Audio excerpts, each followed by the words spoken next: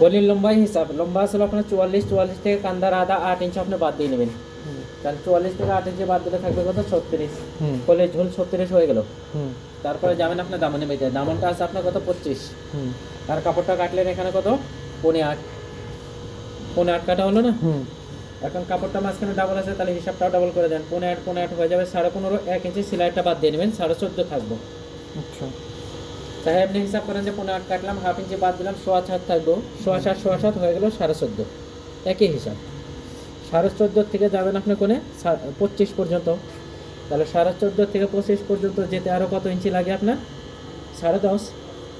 10.5কে আধা করেন, 5,200 তো। 5 ইঞ্চি 200, 1 ইঞ্চি সেলাই, 6 ইঞ্চি 200 এখানে নিয়ে নেবেন, ঠিক? আচ্ছা, তারপরে যাবেন আপনি ফিটিংয়ে।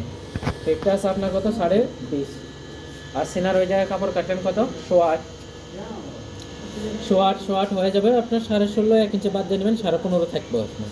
সেলাইটা বাদ দিয়ে নিলে 15.5 থাকবে। 15.5 থেকে যাবেন আপনার কোণে 20.5-এ। তাহলে 15.5 থেকে 20.5 পর্যন্ত যেতে আরও কত লাগে? 5 ইঞ্চি লাগে। 5-এর আধা করেন আপনি দোনো সাইডে লাগানোর জন্য, তাহলে 2.5। 1 ইঞ্চি সেলাই 3.5। আর এদিকে উল্টো তার তার উল্টো।